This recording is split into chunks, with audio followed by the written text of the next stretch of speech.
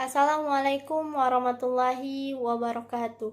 Alhamdulillahillazi hadana lihada wa ma kunna linahtadiya laula an hadanallah. Wassalatu wassalamu ala habibillah wa Muhammad ibn Abdillah wa ala alihi wa sahbihi wa mawalah la nabiyya ba'dah. Perkenalkan, nama saya Julia Arisna. Saya dari kelas 4C, jurusan Pendidikan Agama Islam di STAI Ibnu Sina Batam. Di sini saya akan membuat video tentang peran ijma dalam menetapkan hukum. Video ini saya buat untuk memenuhi tugas akhir semester mata kuliah Usul Fikih yang diampu oleh Bapak Dr. Haji Muhammad Juni Badu LCMA.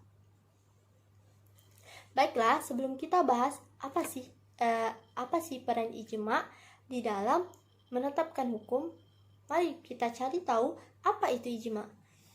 Ijma berasal dari kata ajma'a yujmi'u ijma'atan, yang artinya bersetuju, bersatu pendapat, dan bersepakat. Sedangkan ijma menurut istilah adalah kesepakatan mujtahid umat Islam untuk menetapkan hukum syara dari peristiwa yang terjadi setelah Rasulullah SAW meninggal dunia. Artinya, ijma ini tidak bisa dilakukan oleh sembarang orang. Sembarang orang mau berijma menetapkan hukum, itu nggak boleh. Yang boleh itu hanya para mujtahid. Para mujtahid ini berkumpul untuk menetapkan hukum syara. Kemudian ijma itu terjadi setelah Rasulullah SAW meninggal dunia. Kenapa setelah Rasulullah SAW meninggal dunia? Karena ketika Rasulullah SAW meninggal dunia, banyak hal yang terjadi dan kaum muslimin kehilangan arah untuk menetapkan hukum. Tidak ada lagi tempat untuk bertanya gitu, sehingga muncullah ijma. Contoh ijma yaitu ketika Rasulullah SAW meninggal dunia, para sahabat kebingungan untuk menentukan siapakah yang akan menjadi khalifah. Akhirnya kaum muslimin pun bersepakat untuk menjadikan Abu Bakar radhiyallahu anhu sebagai pengganti Rasulullah SAW untuk menjadi khalifah. Awalnya memang ada yang tidak setuju, akan tetapi pada akhirnya mereka pun bersepakat. Itulah yang disebut dengan ijma. Dalil yang membolehkan ijma menjadi dalil. Di dalam Al-Quran, surah An-Nisa ayat 59 yang berbunyi, A'udzubillahi minasyaitonirrajim. Bismillahirrahmanirrahim. Ati'ullaha wa ati'ur rasul wa ulil amri minkum. Yang artinya, ikutilah Allah dan ikutilah Rasulnya dan ulil amri di antara kalian. Kata ulil amri di sini berarti hal, keadaan, atau urusan yang bersifat umum meliputi urusan dunia dan urusan agama. Dalam urusan dunia, ulil amri adalah raja,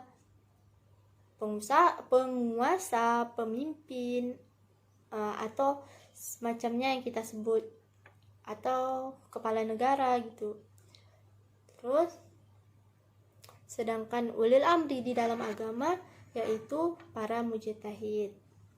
Dari ayat di atas dipahami bahwa ketika ulil amri telah menetapkan kesepakatan tentang suatu peristiwa, tidak boleh kita langgar atau harus kita lakukan, kita laksanakan dan kita patuhi kesepakatan yang telah ditetapkan oleh para mujtahid tersebut.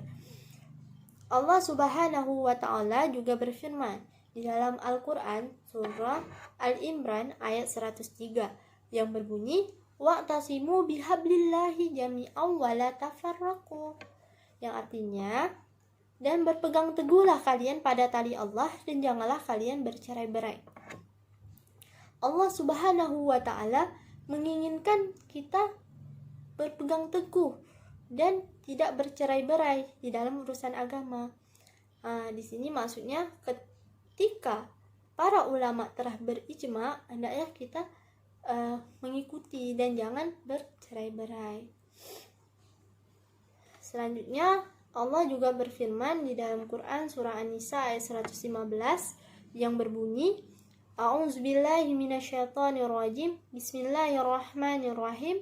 Wa man yushakkikir rasula min ba'di ma tabayyana lahul huda wa yattabi' ghayra sabilil mu'minin nuwallihi ma tawalla wa nuslihi jahannam wa sa'at masira.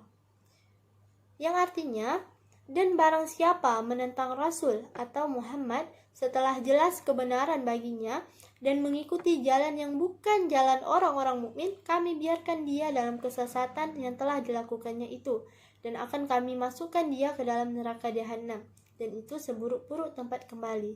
Kita garis bawahi pada kata wayat tabi ghayra sabilil mu'minin. Artinya, bukan hanya menentang Rasul dan Muhammad yang jelas kebenaran baginya, juga ketika kita menentang atau tidak mengikuti jalan, atau kita mengikuti jalan yang bukan jalan orang-orang mukmin, Allah juga memberikan kepada kita ketika kita menentang jalan orang yang jalan orang mukmin di sini, yaitu ijma. Jika kita menentang ijma, maka Allah biarkan kita dalam kesesatan dan Allah akan masukkan kita ke dalam neraka jahanam. Selanjutnya, di dalam hadis Rasulullah SAW bersabda, Inna ummati la yajtami'u ala dhalalah. Sesungguhnya umatku tidak akan bersepakat untuk melakukan kesalahan. Di sini Rasulullah menjamin kalau ketika para mujtahid berkumpul untuk menentukan suatu kesepakatan, maka para mujtahid tidak akan berkumpul melakukan kesepakatan yang menuju kepada kesalahan. Artinya di sini Rasulullah menjamin kalau ketika para mujtahid berkumpul maksum, ya, tidak akan berkumpul untuk melakukan kesalahan. Selanjutnya, peran ijma dalam menetapkan hukum.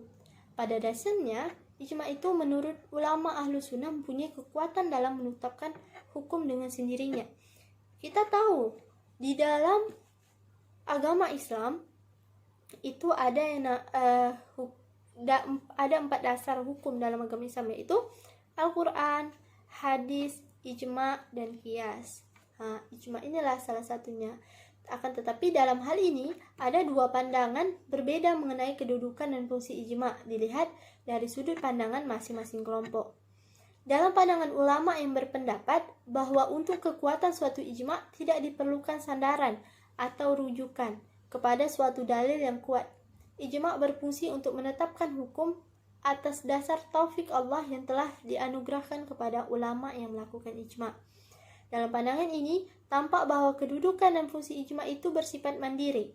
Dalam pandangan ulama yang mengharuskan adanya sandaran untuk suatu ijma dalam bentuk nas atau qiyas, maka ijma berfungsi untuk meningkatkan kualitas dalil yang dijadikan sandaran itu melalui ijma. Dalil yang asalnya lemah atau zoni menjadi kuat atau qat'i, baik dalil itu berbentuk nas atau qiyas.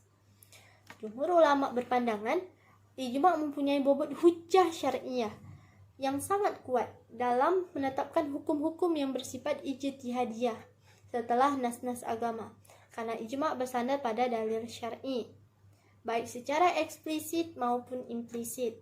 Bahkan jumhur ulama berpandangan ijma merupakan hujjah syariah yang wajib diaplikasikan.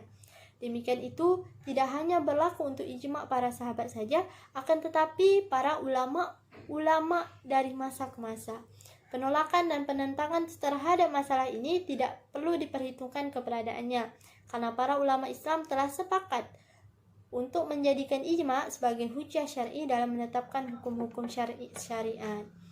Nah, kita kan sudah tahu tuh apa sih itu ijma dan apa sih itu perannya ijma dalam menetapkan hukum dalam Islam. Selanjutnya kita harus tahu dong apa sih objeknya ijma tadi, objek yang akan dijadikan yang boleh dijadikan sebagai para mujtahid itu boleh berijma itu tentang apa aja sih? Jadi para mujtahid itu objeknya ijma yaitu suatu peristiwa atau kejadian yang tidak ada nas dan hukumnya dalam Al-Quran dan hadis.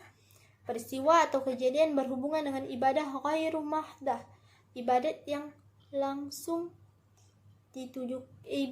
tidak langsung ditujukan kepada Allah, yaitu pada bidang muamalat, bidang kemasyarakatan, atau semua hal-hal yang berhubungan dengan urusan duniawi tetapi tidak ada nas atau hukumnya dalam Al-Quran dan Al-Hadis. Artinya ijma ini hanya boleh menuju kepada ibadah ghairu mahdah. Jadi nggak boleh ya kepada ibadah yang langsung kita kepada Allah, hanya ibadah-ibadah yang tidak langsung tuju kepada Allah. Baiklah, mungkin ini saja penjelasan dari saya tentang peran ijma dalam menetapkan hukum. Terlebih dan terkurang saya mohon maaf. Ihdinas siratal mustaqim. Assalamualaikum warahmatullahi wabarakatuh.